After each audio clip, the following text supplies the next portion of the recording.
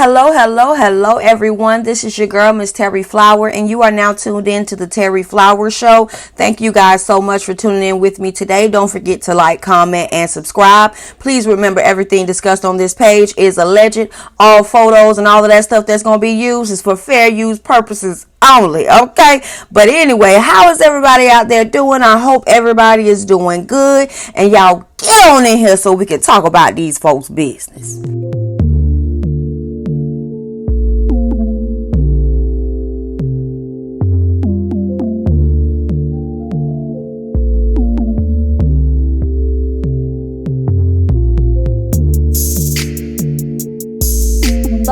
Hello, everyone. This is your girl, Miss Terry Flower, and you are now tuned in to the Terry Flower Show. We are here today to review Love and Marriage Huntsville, Season 6, Episode 24, so they say. Anyway, honey, the episode starts off with Nell and Chris. They're out having their date night. They're out dancing, looking good and stuff. I said, they better get it, honey. I hope me and my husband look that good when we get the age. But whatever, we gonna go ahead and keep on moving, honey. So they sit down at the table, and they was like, oh, Lord, boy, you got me winded, boy. You know, because all that little dancing they was out there doing and stuff like that right there. So she asked him, how was work? He was like, work is good. I have a family or whatever trying to sell a house. But, first I got to get Martell out the house, which is a damn shame. And she was like, it's funny you would bring him up or whatever, because me and her were talking or whatever on our front porch, and we were talking about Mel changing her name. He had brought it up to me and asked me how I felt about it. And I was like, well, how am I supposed to feel? You know what I mean? And I'm going to pause right there. If I remember correctly, Nell, you brought that conversation up. I don't remember Martell bringing that up unless something got edited out. Did I forget something? Y'all let me know in the comments, because I distinctly remember her saying in her confessional, since I'm going to Mel's name change party, this is a good time to have that conversation with Martell, because I also remember me saying, girl, why the hell is you having this conversation with Martell? This ain't none of his business. But whatever, we're going to go ahead and keep moving. So Miss Nell tells Chris that Martell was basically telling her that she need to pick a side or whatever like that. And she was like, has he ever come at you with that? Like, pick a side? And they show us a flashback of when they were standing outside that construction site, and Martell was basically saying that he want people to pick a side. Martell, get over yourself, sir. We don't give a damn. Okay, I keep saying this because we don't give a damn. All right. Anyway, Ms. Nell was like, I feel like it's heart-wrenching for him with her changing her name, because I told him a few years ago that this was going to be a part of it, and I feel like it's just gut-wrenching for him. Miss Nell, I don't give a damn if it's a gut punch, a face slap, or an ass kick. He deserved this. That man worked real hard to earn this reward that his ass is getting. Move around. All right, but whatever. We're going to go and keep moving. So Miss Nell tells Chris, when she was reminding Martell, like, this is what I tried to tell you a year ago or so, that, yeah, it's a name change. She could, she could take her name back. You know what I'm saying? Go back to her original name. She was like, he just flipped. You know what I'm saying? And he was getting loud with me at our house. Remember I told y'all, Martell, please don't be yelling at this lady on her front porch. He did it anyway, child. But anyway, Chris Fletcher is like, well, do I need to talk to him? Was he mad at you? Was he mad at the situation? Chris Fletcher trying to get some understanding. Honey, I'm trying to figure out how y'all been friends with Martell this long and y'all ain't know that this nigga is unstable. Okay? Allegedly. But from what we seen, this man is unstable. But whatever, we're going to keep moving. Chris and Miss Nell just going to a conversation, just basically saying, how accountability is still out here kicking Martell ass, because instead of him taking accountability for the part that he played in the demise of his relationship, anytime somebody bring it up, he want to talk about Mel did this mysterious cheating. And again, I'm going to say, sir, we don't give a damn. All right? Whatever, child. But anyway, child, Miss Nell says that if her and Chris was to get a divorce, she not changing her name. She earned that name. They've been married for 30 years. And he was like, damn, Nat, I want my name back. She was like, it ain't yours to take back, player. Okay. Anyway, so he was like, okay, well, the name change party or whatever, this gonna be a first. That's what Chris was saying. He was like, this gonna be a first for us. She was like, first off, let's get it right. It was very elegant. When you look at the flyer, when you look at the invitation, they show us the little invitation. It's called Take Me Back or Take It. Girl, I still don't know, girl. I'm looking at the shit and still don't know. It's Throw It Back from now on. They in that scene just basically trying to figure out what's going to happen at this name change party. Miss Nell say the invitation looked like a wedding invitation, so they trying to figure out if she going to marry herself. Miss Nell say she should put Roger that on some t-shirts. That'll blow up, that'll go viral. Girl, it probably would. That ain't a bad idea. But whatever, we're going to go ahead and keep moving. In the next scene, we meet up with Tiffany and Stormy. They meeting up at some little store. Tiffany says she in there to get some gifts for people that helped her put together the baby reveal and all of this good stuff. Stormy in the confessional, meeting with Tiffany is always a little different, but I'm going to try to come from a neutral place and tell her how I'm feeling. I'm like, child, we're going to see how the hell this go.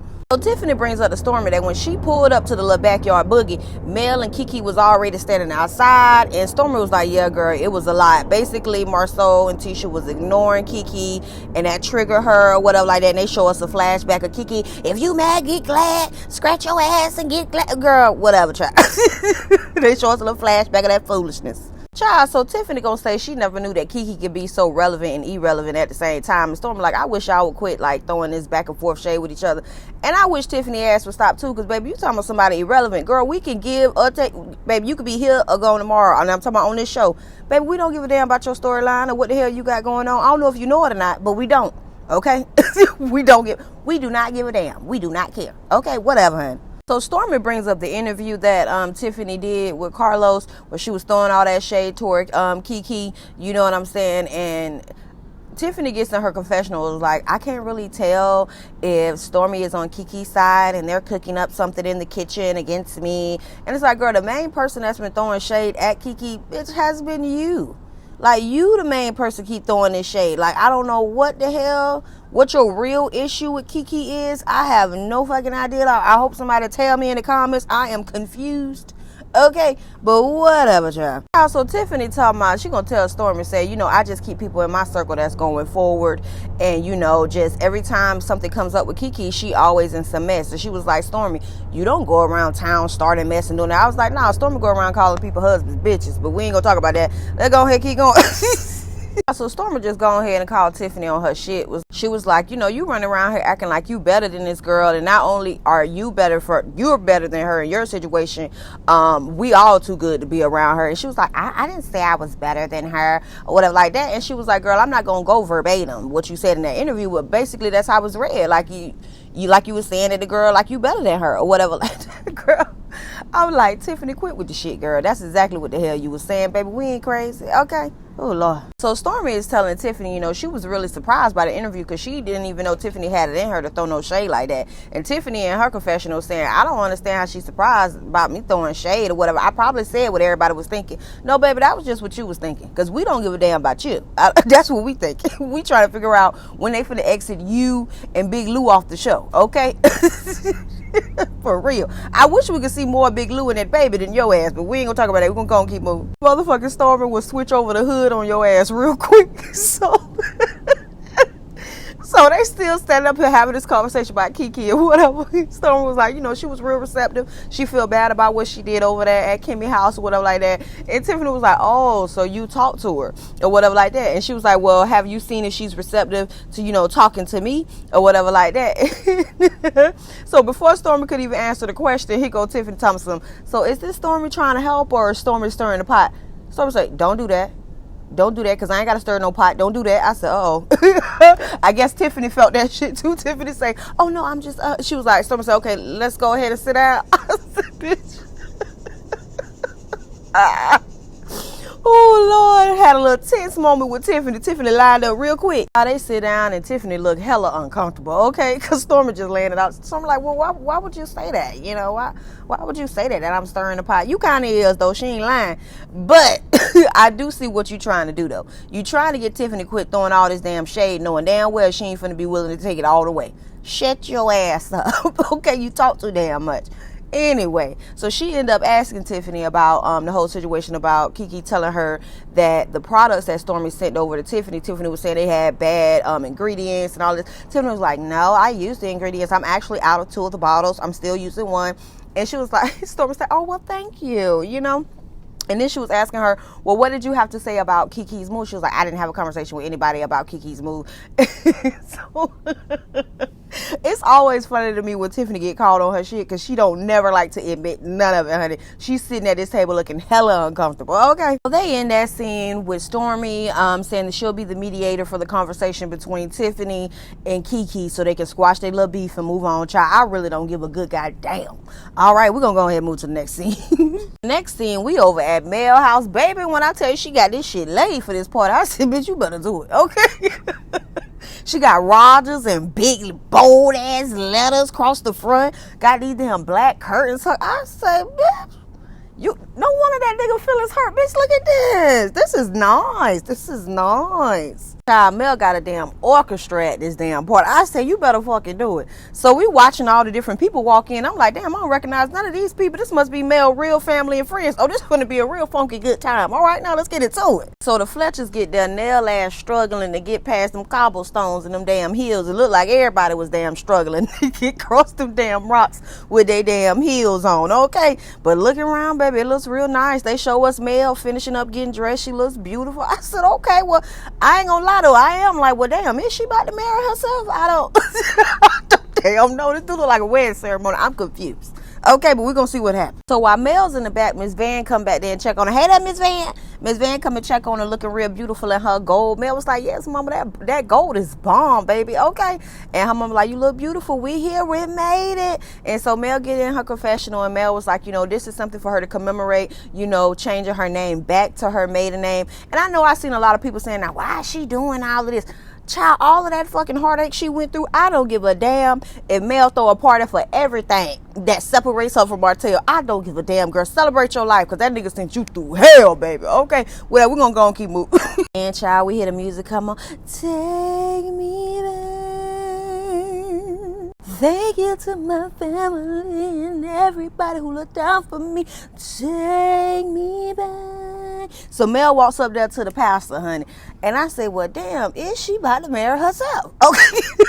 I don't know who the lady was in the front that was crying, but I was like, now, wait a damn minute. Now, why the hell is you crying? Then I thought about it. I said, this must be somebody that know her personally that was there with her on them nights that Mel was boo-hooing. Because she crying like hell, like her name getting changed. Hell, well, whatever. We're going to keep moving.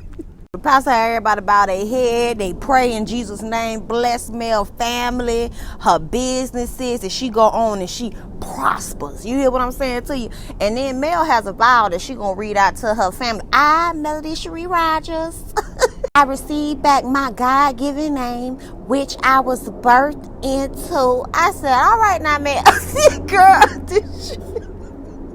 it's so funny to me, you guys, because I'm like, this shit feel like she doing too much, but at the same time, when I think back to all the shit this nigga sent her through, I'm like, girl, I don't know if it's enough. Okay. So Miss Van get up there with her little letter to Melody, you know what I'm saying, telling her the ancestors' shoulders, who she stood on. They rejoicing. I don't know who the man was in the back, was like, yeah, shit, he's happy she left Bartell. Whatever, we're gonna go keep moving. Child, I ain't gonna lie, Miss Van touched my heart though. When Miss Van told her, Miss Van said, as a Rogers, I'm proud of you. She said, as a woman, I'm proud of you. I said, yes, indeed. I'm proud of you too, bitch. Go ahead, Mel. Go ahead, girl. So then Mel go ahead and she read the letter that she got from the court system, about her being able to switch back to her normal last name. Well, she is legal now.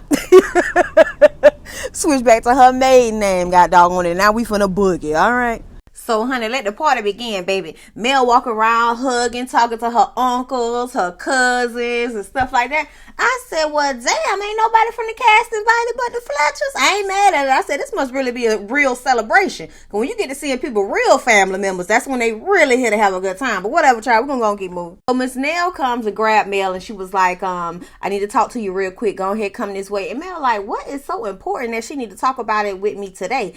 And I'm like, right, because Miss Nell, this little petty ass information you finna give her, you really could have gave her this on a different day. Why the hell we gotta do this at this party? But Miss Nell is messy as hell. We already see it. She messy as hell. Just the right amount of messiness that we need for this show, but nonetheless messy as hell. Okay. First, they start off with the pleasantries. How you doing? How you feeling? How you been? Do you feel relieved? Are you stress-free? And Mel, like, what's something dropping your spirit? You got to go ahead and just go with it. You know what I'm saying? I feel free. I feel relieved. And Miss Nell was like, well, I met up with your ex-husband. Mel in the confessional, like, now, I don't know why Miss Nell felt the need to bring up Martell at my situation. I mean, look around, baby. This is a celebration. Okay.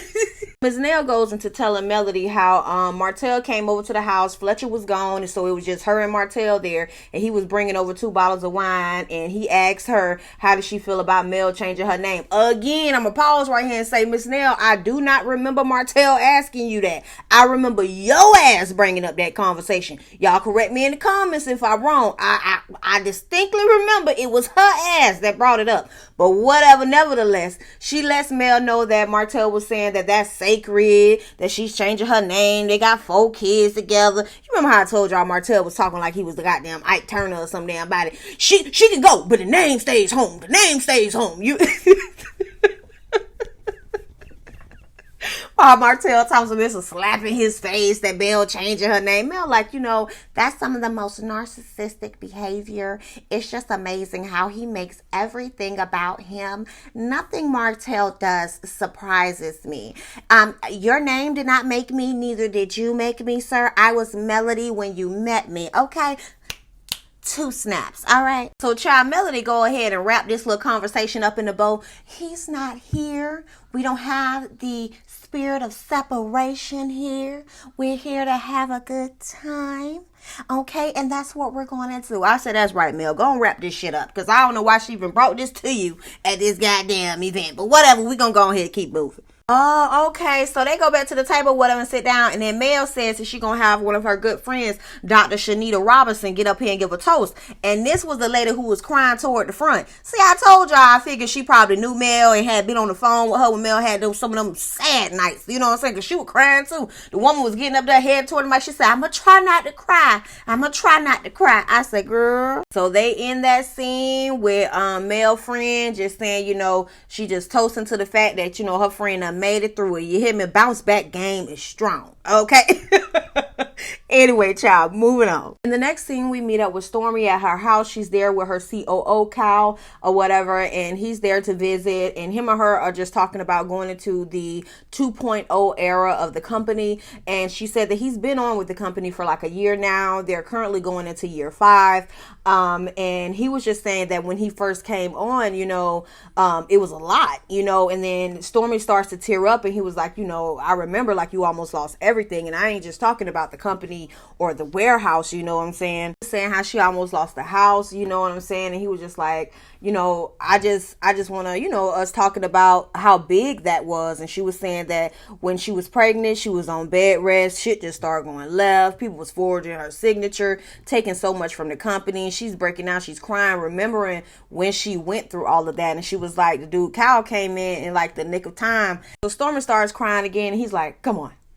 He tells Stormy, you gonna make me start crying. I'm like, well, hell, you brought it up, white sir. Okay, child. But she goes down memory lane. She remembers the exact date and everything. And she's just looking at how far she's come, which is a great thing. Good job. That perseverance, okay?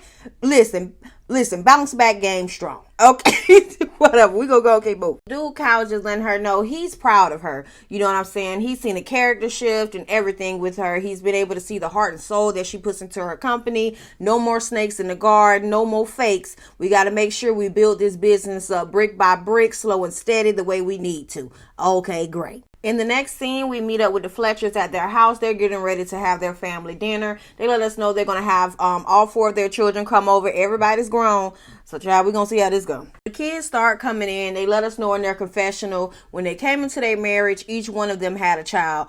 And then they had 2 kids together. They also invited over the niece, Kiki, who was basically like one of their children. Nell lets us know in the confessional that she recently had to fire Kiki. Kiki got another job and got fired from that one. I said, what the hell is going on with these Kikis on this show? Okay, we gonna keep on moving. So in the scene, Nell asked the girl Kiki, you know what I'm saying, since I fired you, did you get a job? And she was like, yeah, I'm working or whatever like that. She was like, yeah, you fired me, then I lost that other job because I didn't have the proper credentials. I have it now, so now I have another job. And Nell was like, well, why did you tell your Uncle Chris, but you didn't tell me? She was like, because he cool. And she was like, well, if he cool, what am I? You know what I'm saying? And I'm like, now, Nell, you messy as hell. Why you gonna put that girl business out here on Front Street? This is her first time on the camera. We just met her, and we meeting her with the fact that she ain't got no damn job. I'm like, God damn. Okay. I said, boy, family a trip. They'll roll your ass under that bus so quick. Don't make no damn sense. Child, so Kiki tells her, you know, she wanted to fix the problem before she even brought the issue to Nell because she didn't want to hit Nell's mouth. And Nell was like, well, you gonna hit my mouth anyway because I'm the one that's helped. I said, oh, hell. Oh, hell, I already see what type of relationship this is. So you could tell Nell done caught a little attitude because, you know, Nell was like, you know, I got to be fine with it, you know, that you told me last because all of y'all tell me everything last or whatever. So let's just go ahead and sit down. So she tells us in the confessional that the kids tend to come to their dad before they come to her about anything. And he was like, well, that's probably because, I listen to their feelings and how they feeling before I just jump the gun or whatever, or just react to the situation. And that's more than likely exactly why. Because Miss Nell, you do seem very high strung. You do got a little bit of messiness in you as well. And you seem like you are a shit talker. How I know, baby? I got a bunch of them in my family. Okay. And hell no, I ain't coming to you with my problems. Hell no. Every time somebody come to you to tell you what's going on with them, it don't always mean they want your advice. Sometimes people just want to listen in ear. And I don't think you quite learned the difference yet. But whatever, we're going to go ahead and keep moving. Child, I don't know. Somebody get Nell a glass of wine, get her a little drink so she can calm the hell down, let her hit the spliffy or something. Because she done sat down at the table. All of y'all have y'all own individual problems. And that's what I want to talk about. All them kids sitting at the table, well, they all them adults. But all of them sitting at the table like, oh, hell, here she go. Here she go with the shit. That's why I don't be coming over here eating my goddamn food. Oh, Lord, I know that feeling. Whatever. We gonna keep on moving. So Nell gonna ask, she asked the niece, Kiki, again. She was like, so you got a job? Is you gonna keep this job? And Kiki was like, well, first off, we ain't gonna act like I can't keep no job. Like, you be overreacting and stuff. And Nell said, you would be overreacting as well if you had to manage every damn thing. I'm like, Nell, relax, baby. Relax. Where's that wine that Martell brought up? So their son, Chris Jr., jumps in the conversation, and he was like, I don't be coming to dad about my feelings and all of this like that. If you think I'm coming to him and ignoring you, that's not what's happening or whatever. And she was like, and Miss Nell was like, well, you used to call me all the time. You don't do that no more. And he was like, yeah, since my dog. And then they let us know what happened with the dog. His ass ended up getting locked up. So they had to go get his dogs, take his dogs to the vet, which was like a $2,800 bill. Then since he was locked up, they had to go bail him out of jail. So once he got out, they like, hey, until you pay us our money, you ain't getting these damn dogs back. Okay. I ain't mad at that. Run me my funds, fool. You ain't get this damn dog. Anyway, child. So goddamn Nell going back and forth with her son. And he was like, I want my dog back. And she was like, well, you ain't paying me my money back. He was like, well, why would I pay you the money back if you not gonna give me the dog back? She was like, well, $3,800 was paid toward the dog's medicine. Then $6,000 when we had to bail you out. That ain't no trade for a trade. He was like, you took him to the vet. I didn't do that. So Nell getting pissed off with this conversation. So the daughter, Lexus, tried to jump in. She was like, flag on the play. And shut the hell up, Lexus. I was like, damn, okay. Whole time Chris just sitting there like he invisible. I say, nigga, tap in. Calm her ass down. She too upset. Child, that's the end of the episode. I'd be lying to y'all if I told y'all I ain't ready to get into this saga of the Fletchers, because I think they got some shit going on in this family, honey. I can't wait to see what's happening. But whatever, baby. Thank you so much for tuning in to the Terry Flower Show. Don't forget to like, comment, and subscribe. Hope everybody have a great day. Peace.